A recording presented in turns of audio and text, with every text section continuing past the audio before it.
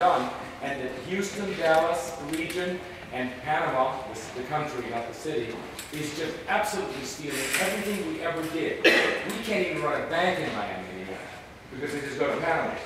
And what's happening is that the world, which is now flat, is not paying attention to the grease trap rules of Central North Carolina. And we're losing and losing and losing. And the Chinese can't, they are just partying every night, you know, because of what's going on with their own government.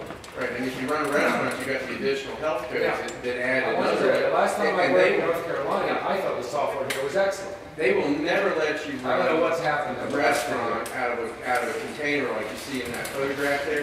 The first time you try to do that, you'll have a county inspector out here. They will have an injunction against you. You will be paying massive fines. I mean, that's it. Do you realize that this disease? Because I've had this privilege. I've had this privilege of doing a lot of work in North Carolina 10 years ago, where it was one of my second favorite states after Texas. This is the place you can get things done. And after Texas. And something's happening in the last 10 years that is absolutely sick. Because what I hear is unrecognizable. You wouldn't believe it. Yes, sir. I'm not a lawyer. First, let me tell you. What's the legal ramifications when you don't have things up to code? Somebody falls down a step or whatever else happens, and people want to bring lawsuits, and you don't have, I'm for this, but you don't have the local laws, you might say, that you stayed within to protect you. I will answer that, as we say in Spanish, with a luxury of details and strategies, etc. Because obviously, I have been looking at that for a very long time, but not now. Okay, I'll do it in the afternoon. It's a very important point. I'm sorry. And there are patches and bypasses and so forth that you can do. And one of the things that we're going to do is, one of the agendas we have here is to pioneer what we're going to call, this is the name a lawyer came up with yesterday. It's going to be the light green light. The green light zone. There's going to be a zoning category called green light, which means it's going to give you go ahead. Okay? Green light, and it's going to be, by contract, you basically take individual responsibility. You know what happens to many trips? You still have, the fact that you have a government permit doesn't exempt you from anything at all. It does nothing for you. That's the short answer. Okay, that's the short answer. And it's also important to note that everyone participating in actual urbanism of this scale, we're very highly trained professionals, and we take our job seriously to protect the health, safety, and welfare of the people in the building. So there are bathrooms in this building that are clean, they're functional. The kitchen, there's FRP that lines the inside of those walls. All of the appropriate moves were made to make sure that the health of the people eating the food is protected, and that there shouldn't be any serious problems. But you actually have inspectors who come out with a rule or yeah, but I'm sorry. I mean, that's a different thing. But he said something different. In terms of lawsuit, no government approval exempts you from a lawsuit. You're liable anyway. So let's go straight forward. You're right. It doesn't matter. It doesn't matter. Property owner. Okay. Stick to the top. Stick to the. Your recommendation for, I think it was yesterday regarding getting the city to get like a liquor license and then it, distribute it to us. Today, for a one-day license, you have to cover, it's $3,000. $3,000 for 1 day and for $1 million coverage. For something like this, how are you trying to suggest We're going to change that rule. That's a state ABC law. It doesn't change unless the General Assembly and Raleigh changes it. We have some of the worst, another place North Carolina is bad, we have some of the worst alcoholic beverage control laws in the world, not just in the not just in the surrounding area. You won't find a worse place for alcohol. It's more expensive. It costs a fortune if someone wants to get a license to serve alcoholic beverages in a restaurant. You got to pay thousands and thousands and thousands of dollars. That's why it's cheaper to go to New Orleans. It really is. It really is. You're going to be starting being known as a no-fun state. Yeah. But at least we don't have ground bags. Okay. Stick to this. By the way, no software. Don't bring up software issues. That's a software issue. We're in a hardware discussion. That's nothing we do. You have a hardware discussion? in terms of software part of it, we're here, I guess the city officials, I don't know. They've come in a lot. Okay, They're they not need to here hear now. that. But we are the ones, they work for us. They work for them. And we're letting City Hall, federal government, Congress, we've got the worst workers for us. They're not doing the job for us. We're losing on so many levels. I've had some battles with the city hall, discussing that. But the people, That's all right. we stand together as people. And demand, we got to teach these city officials, congressmen, senators, or whatever. But they lost. I mean, something has happened. You mentioned 10 years. Something's happened in this country. I mean, it's too much idiocy going on without the people rising up and saying, we're going to change it. Yeah. Okay, you're absolutely right, and I agree with you, and I would use the same words. However, we've had meetings here with the city, in which the city manager has told all the top people for 2 hours, it's a new day. Okay, so this charrette and the open-mindedness of the city is extraordinary. I would say that what you say is almost old news, and we're going to test it in the next few months. And by the way, the timeline is next fall. People say, when's this going to happen? We want it here by the time the students get here. And we're going to test it with the city and see whether it's true that they've changed things. And Courtney's plans, because they can be so easily and quickly implemented, are one of the first tests. Real fast.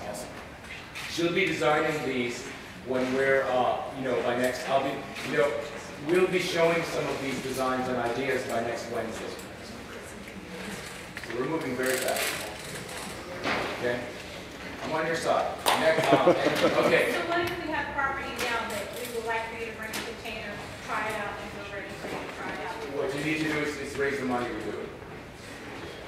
We haven't eliminated gravity. There needs to be financing. How much? We don't know yet, but stay tuned. Stay tuned. Anything else? Because we have another presentation. Yes. I just heard the Panama Canal is almost finished, widening, and it will allow super tankers to go through. It used to go around the Cape, and it was $700,000 in fuel. Only 2 ports on the east coast south of Norfolk. It's Charleston and Wilmington, believe it or not, in a small way. So the guy in Charlotte with intermodal at the airport, half the down and back one day to Charleston, or down and back one day from Charlotte to Boat, and he's built this big intermodal freight yard. Over 10,000 containers sit on the lot, and they break it down into FedEx flights or trucking all over the east coast of America. So containers are big. You know what's extraordinary? It's not just that the Panama Canal is wider. It's that when Jimmy Carter gave the Panama Canal to they were only getting $2–3 million. Every one of those freighters now pays $300,000 to Panama. They are so tax rich that they can subsidize anything they want, and they're cleaning up Miami. And the Chinese are on both the east and west entrances to the new Panama Canal. They operate. The Chinese are everywhere. Anyway, we can revert to a small agricultural society if we like, where we can actually, start breaking through. Okay, let's get the next presentation. I really do want to stay this on topic. I've never tried to stay on topic, but this time we are speaking about design. Do we have Jim up here? Yeah. That's good.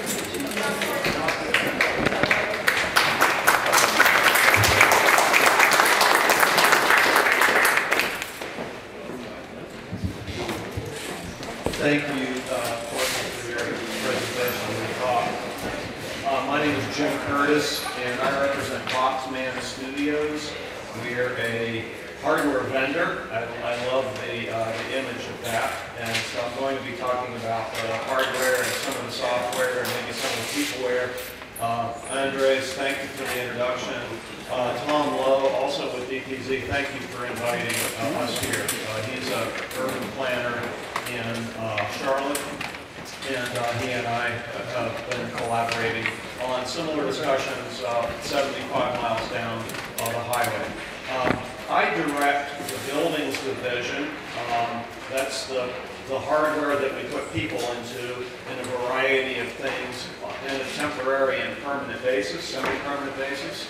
And I'd like for two of my associates that are here to introduce themselves in just a second on what they do here. Yeah, I'm Taylor Bishop with Boston as well. I'm a designer there. I've got a master's in architecture and urban design from UNCC down in Charlotte, and I'm excited to be part of this process. I'm Vinay Patel. I work with the marketing department. My job is to get out there, find passionate people like you guys to get these projects going and let people know what we're doing. So again, thank you for hanging on, and if you need to take a 5-minute break and go out and find the bathroom that's immediately in the back of the room. I'm going to go very quickly through some of the background in shipping containers and then get mostly into imagery of how we work with shipping containers in a built environment.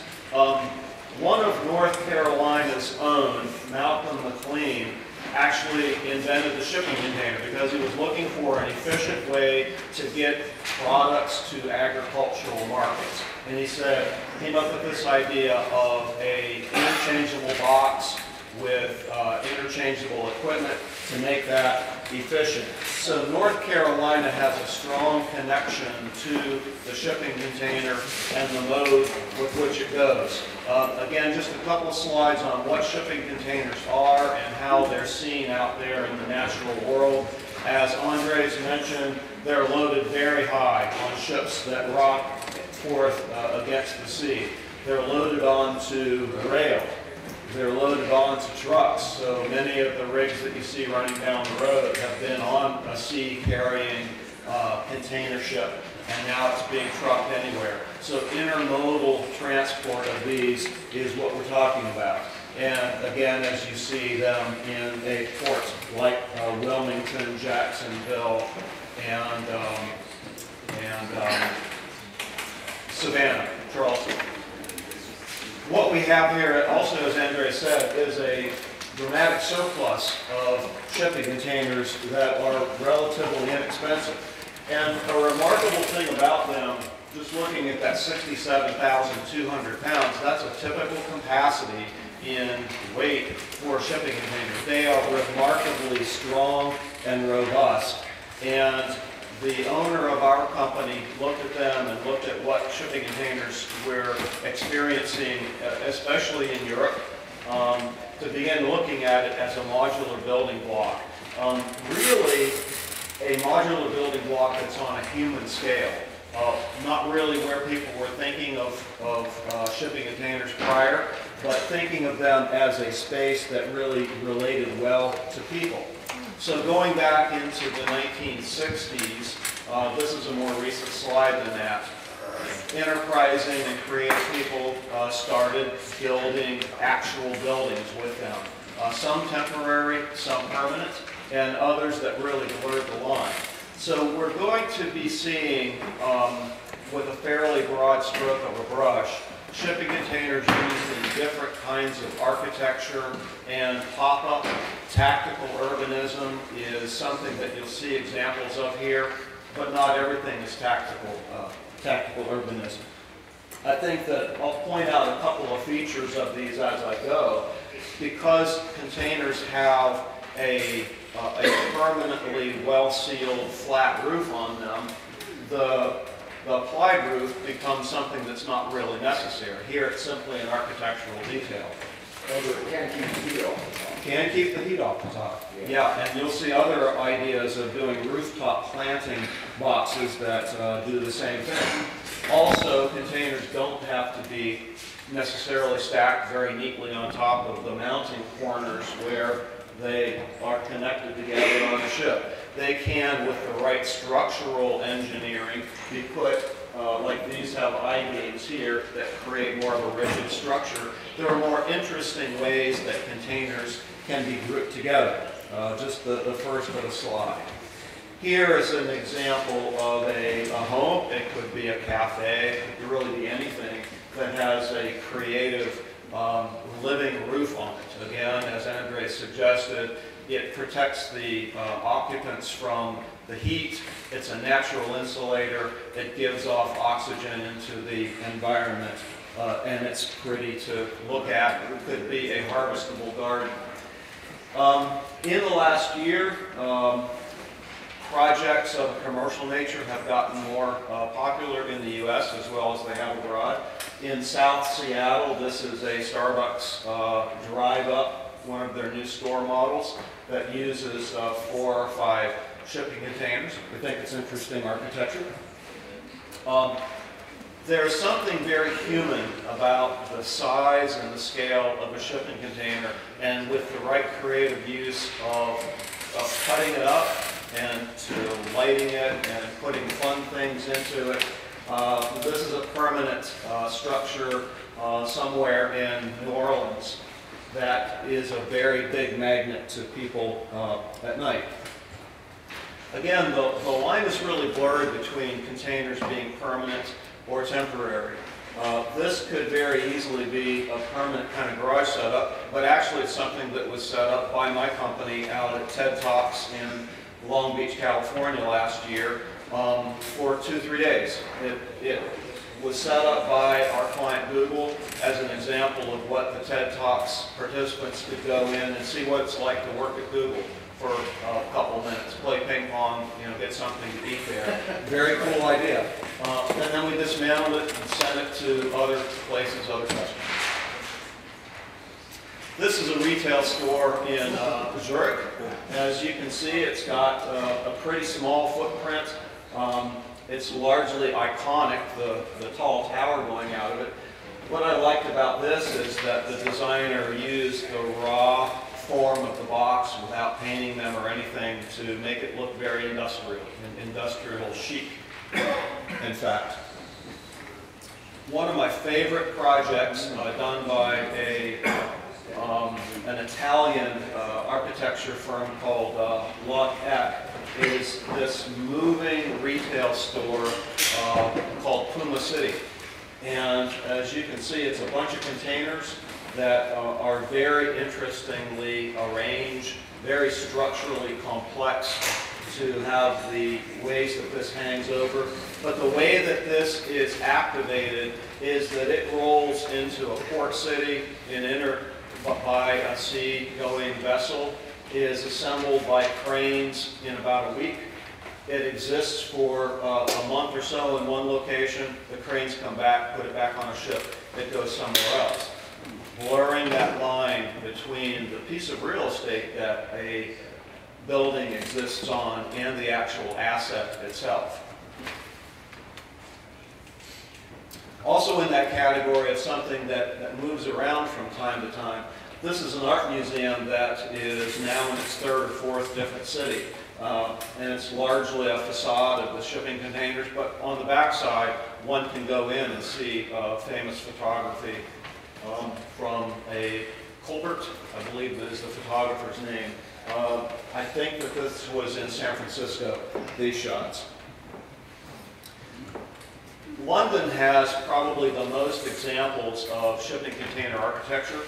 One of the notes about this particular residential construction that we like is its modularity. Let it be built with about half the size that you presently see here, and then when it was leased out or sold out, the developer came back in and added more containers.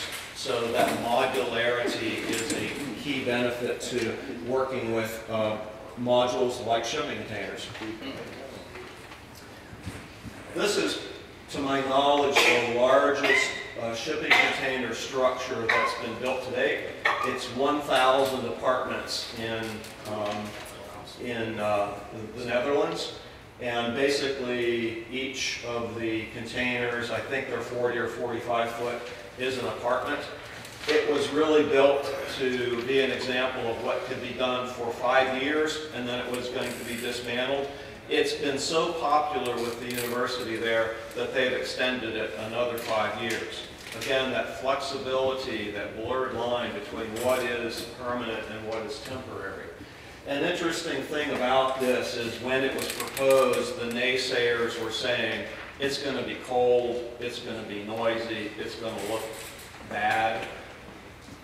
A few years into this, the call was to leave it here because these apartments were so comfortable and quiet and well heated, well ventilated, and contrary to European standards, each one of them has a private in-suite bathroom. So people want to live in this project, in this university area. Keep Wonin. This is a very simple urban guerrilla tactic from Brooklyn, New York. It's not existing in this format anymore. To our sensibility of modern shopping centers, this may not be what we have in mind of retail that we want to go into. But in reality, for 3/4 of the people on the planet, this is exactly the kind of retail that is affordable and desirable and single level and tactical. So what the idea maker did in this case was to have a piece of land that was fallow. Someone had an idea of a skyscraper on it at some future point, but it was unused for now, just waste. So brought in a village of shipping containers and leased them out to small retailers and personal service folks and cafes, and they made a wonderful and lively attraction in a edgy part of Brooklyn for a few years. Then the developer was ready to come in and do something more permanent on the land, and this went away, probably to somewhere else in a similar configuration. So the cab market. Pop-up retail is what we call, this is a great example of it. This was at the Boston Marathon a year and a half ago for a client of my company's, Adidas, where we created a container that had the walls that folded out and some tensile awnings that came out over it so that they could show up and in 60 minutes have a activated retail store. Again, we other people who do what we do can do that with a restaurant or a bookstore or something else. Got 2 slides here of a project that we look at a lot because of its size and its flexibility. Kind of pulls together a lot of the things that I've been talking about. Box Park is an actual structure in central London, and it is an entire block in its size. I don't know how many containers it has exactly, but you can see that it's approaching 100. And each one is a self-contained restaurant or shop, 2 stories large. It's again an example of there being a block that was underutilized and someone with an idea to be able to bring in a clever concept of containers that were modified enough so that they could be occupied as a magnet for people to come in, enjoy, spend some money, allow the associated land around that to be built up over time. And in fact, my team is in conversation with folks like the owners of this land in different cities, Chicago, Winnipeg, Sacramento, about doing different things here. In fact, one of my slides is Las Vegas in a second. This is a project that is also one that is in my business. We are doing a project in a block large office building in downtown Raleigh, which has 16 shipping containers stacked 4 high in the middle of the atrium of this building, which create 8 large conference rooms with an elevator that comes up through the center of it. Our client is Citrix, who is a global technology and communications company. This project is underway. We're making the containers presently in Charlotte, and we'll be installing that in 2 weeks, something like that. So very exciting to have a project so close by. Alliance Architecture was the architect on that, and who I credit for that rendering. And they're based in Raleigh and in Annapolis. This is a rendering of another block, large project that Tom Lowe and I have talked about a bit in downtown Las Vegas. The idea being there's a lot of property in Las Vegas that's not on the Strip. It has little value. Here's an idea to be able to bring some livelihood, shopping, entertainment, amusement to a block, give the whole area around that some reason to continue to develop and make the property values of that general area increase. Chicago is another urban area where people are getting it. Chicago is doing a lot of the things that Andres was talking about just a few minutes ago, like allow